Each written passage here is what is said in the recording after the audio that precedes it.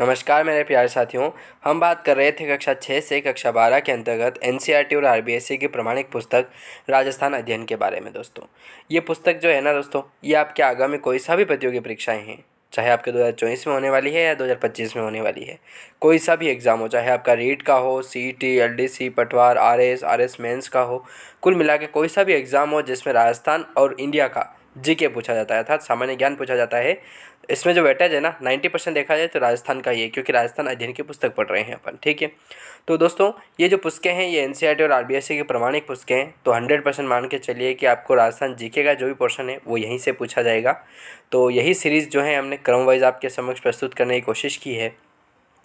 हमने कक्षा वाइज बांटा है और कक्षा के अंतर्गत हमने अध्याय वाइज जो महत्वपूर्ण प्रश्न है दोस्तों वो हमने काट छाँट करके हमने अलग निकाले हैं और डायरेक्ट 1 क्वेश्चन जो हैं वो तैयार किए हैं।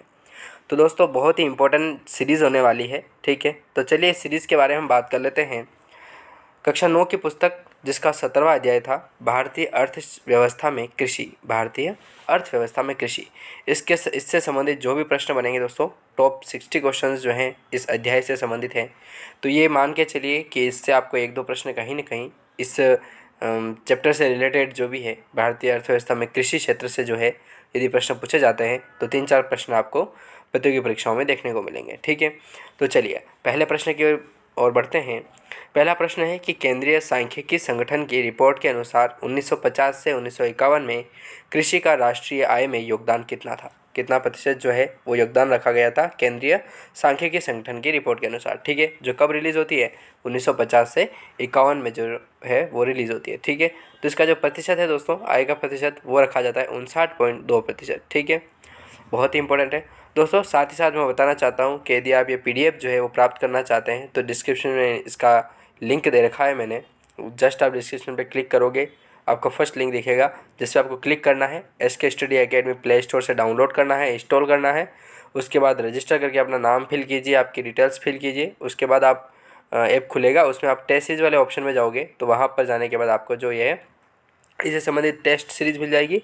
और यदि पीडीएफ जो है 355 पेज की पीडीएफ है, यदि आप इसको पूरा प्राप्त करना चाहते हो तो आप नोट्स वाले सेक्शन में जाओगे, वहाँ पर जाकर के आप ये जो पीडीएफ है वो प्राप्त कर सकते हो दोस्तों। ठीक है, तो हो सके तो इसका प्रिंट निकलवा करके आप पढ़ाई को निरंतर रखिएगा। ठीक है दोस्तों, चलिए दूसरा प्रश्न आता है इंपॉर्टेंट कि 1950 से 51 में देश की कुल कार्यकारी जनसंख्या का कितना भाग कृषि कार्य में संलग्न था, तो वो था 70%। ठीक है, चलिए तीसरा प्रश्न क्या कह रहा है कि 2011 की जनगणना के अनुसार देश की कुल कार्यकारी जनसंख्या का कितना भाग कृषि कार्य में संलग्न है। दोस्तों, कृषि कार्य में कितना संलग्न है, तो वो हो जाएगा 48.9%। ठीक है, आप मान के चलिए 49% जो है वो रखा गया है। ठीक है दोस्तों, साथ ही साथ बताना चाहता हूँ कि आरएस की तैयारी कर रहे हैं आप, यदि 2025 का जो एग्ज़ाम होने वाला है आरएस की, उसकी हमने जो है वो 10 मॉडल पेपर जो हैं आपके लिए हमने प्रस्तुत किए हैं।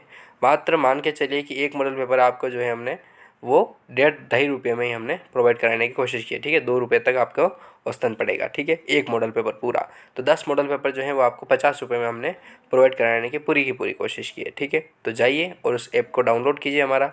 ठीक है, और वहाँ जाने के बाद आप इस टेस्ट सीरीज का भी लाभ उठा सकते हैं। ठीक है, अभी हाल ही में हमने पशु परिचर की टेस्ट सीरीज हो गई, सीईटी की, मतलब टेस्ट सीरीज नाम की हमने जो भी समस्याएं हो रही थी स्टूडेंट को, वो नाम मात्र फीस में जो है हमने चालू कर दिया दोस्तों। ठीक है, चलिए पांचवा प्रश्न आता है कि विश्व में सर्वाधिक पशु कहाँ पर पाए जाते हैं, तो ये पाए जाते हैं दोस्तों भारत में। ऋतुओं के आधार पर फसलें कितने प्रकार की होती है, तो 3 प्रकार की जो फसलें हैं दोस्तों वो ऋतुओं के आधार पर ली जाती है। ठीक है, चलिए नेक्स्ट प्रश्न की ओर बढ़ें। तो 7वां प्रश्न आता है इंपॉर्टेंट कि रबी की फसलें कब बोई जाती है, तो अक्टूबर और नवंबर में जो है वो बुआई की जाती है। किन फसलों की, रबी के फसलों की।